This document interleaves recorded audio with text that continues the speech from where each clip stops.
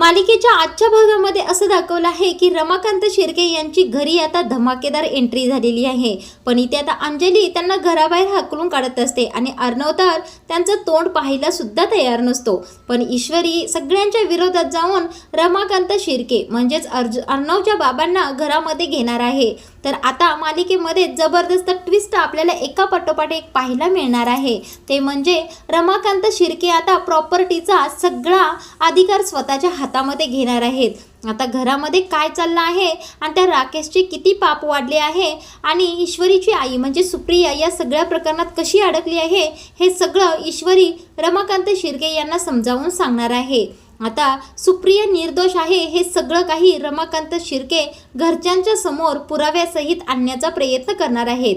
आता इथे ईश्वरीच्या हाती खूपच मोठा पुरावा असा मिळाला आहे की ज्यामुळे तिची आई निर्दोष ठरू शकते। इकडे आता आजी सुद्धा ईश्वरीला वागणूक चांगली देत नसतात। घरामध्ये तिला कोणीही वाटेल तसं बोलत असतं आणि ती फक्त ऐकून घेत असते, कारण तिला तिच्या आईला निर्दोष सिद्ध करायचं असतं। आता इकडे ईश्वरी रमाकांत शिर्के यांना हाताशी घेऊन सगळं काही व्यवस्थित करणार आहे। आता यांच्याच मदतीने वल्लरीच्या पापाचा घडा भरणार आहे, कारण सुप्रियाला आणि रमाकांत शिर्के या दोघांना त्या प्रकरणात वल्लरी मामीनीच अडकवलेलं असतं हे सगळं ते सगळ्यांच्या समोर सांगणार आहे। आता इकडे अर्णवच्या आईने आत्महत्या कशाबद्दल केली होती आणि रमाकांत शिर्के घर सोडून का गेले होते याचा सगळा उलगडा हळूहळू होणार आहे।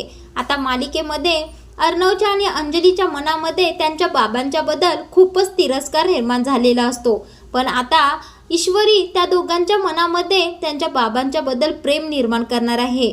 आता येणाऱ्या भागांमध्ये आपल्याला असाच ट्विस्ट पाहायला मिळणार आहे की या वल्लरी मामींना कुठे पळू आणि कुठे नको असंच होणार आहे, कारण असा रमाकांत शिर्के एकदम पुढे उभे राहिल्यानंतर मामींच्या पायाखालची जमीनच सरकलेली आहे। आता त्यांना असं वाटत असतं की आता माझा सगळा खेळ संपलेला आहे, कारण कुठल्याच पुराव्यांशिवाय हा रमाकांत शिर्के सगळं काही खरं सांगू शकतो आणि घरचे सगळेच ऐकून माझ्या बाबतीत काय करतील हे माहीत नाही। तर प्रेक्षकांनो, या वल्लरी मामींचं सगळं कारस्थान उघड पडणार आहे। सतत घरांमध्ये भांडण लावत असतात, ईश्वरीला वाटेल तसं बोलत असतात, आकाशचं लग्न मोडण्याचा प्रयत्न करत असतात। आता यांचा सगळा डाव उधळून लावणार आहे ती म्हणजे ईश्वरी। तर प्रेक्षकांनो, येणारे भाग आपले खूपच मनोरंजन करणारे असतील। तर तूही रे माझा मितवा मालिकेचे रिव्ह्यू नियमित ऐकण्यासाठी आपल्या चॅनलला सबस्क्राईब करून ठेवा।